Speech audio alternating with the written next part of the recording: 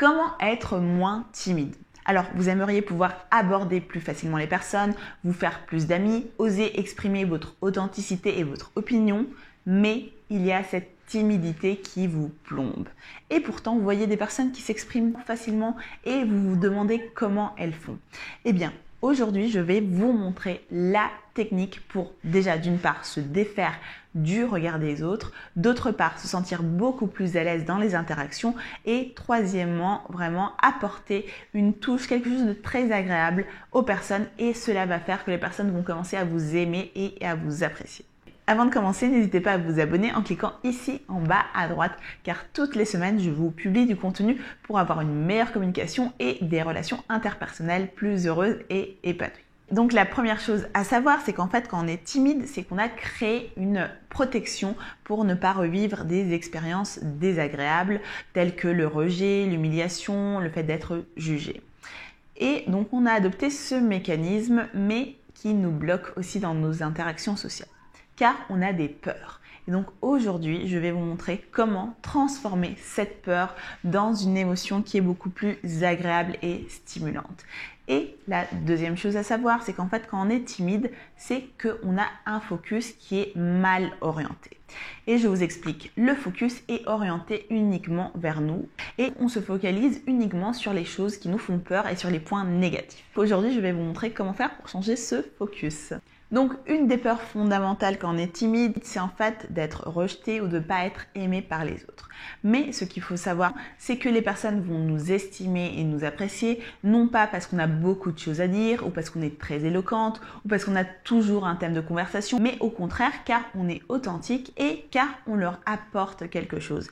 Et cette chose que l'on peut leur apporter, même si on n'a pas un grand thème de conversation, si on n'est pas très fluide, très éloquent, c'est de répondre à un besoin fondamental. C'est donc le fait de se sentir écouté, de se sentir apprécié, de sentir qu'on est important aux yeux des autres. Et ça, vous allez pouvoir le créer très facilement. Je vous expliquerai comment le faire à la fin de cette vidéo. Donc, au lieu de porter votre focus sur la peur de ne pas être aimé par les autres, d'être rejeté, vous allez changer le logiciel et vous allez orienter votre attention vers les autres, sur ce que vous avez à apporter et non pas sur ce qui vont vous faire de mal.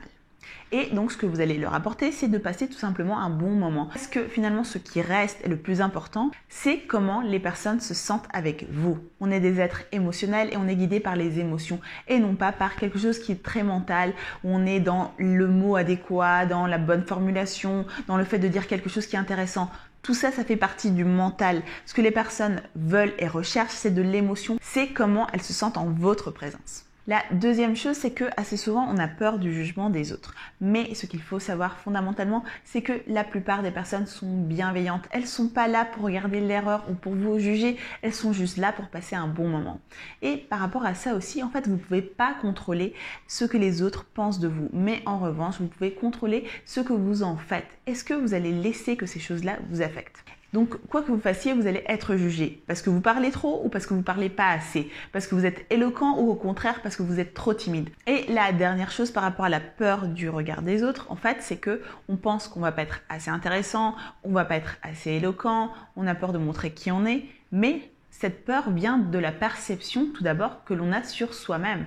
Donc, avant de se concentrer sur ce que les autres vont penser de nous, il faudra se concentrer sur ce que nous, on pense de nous-mêmes, changer cette perception, avoir une meilleure estime de soi. Et donc maintenant, je vais vous donner la petite astuce, comme je vous l'avais promis, pour créer justement ce sentiment de bien-être, un sentiment agréable où les personnes vont être heureuses d'être en votre compagnie.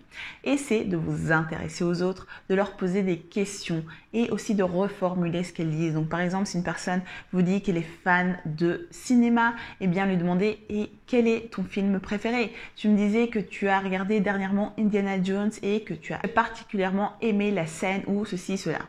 Donc vous voyez, avec ça, vous allez déjà créer un lien et ce sera facile d'aborder, de parler aux personnes, même si vous n'avez pas grand-chose à dire. Bon, en tout cas, j'espère que ma vidéo vous a plu et surtout qu'elle vous a servi. Si c'est le cas, n'hésitez pas à me lâcher un like en signe de soutien car c'est ce qui m'encourage à vous publier du contenu que je sais que vous appréciez. Et aussi, n'hésitez pas à me laisser en commentaire ce que vous en avez pensé. J'ai hâte de vous lire. Je vous fais de gros bisous et je vous dis à très bientôt. Donc, une des peurs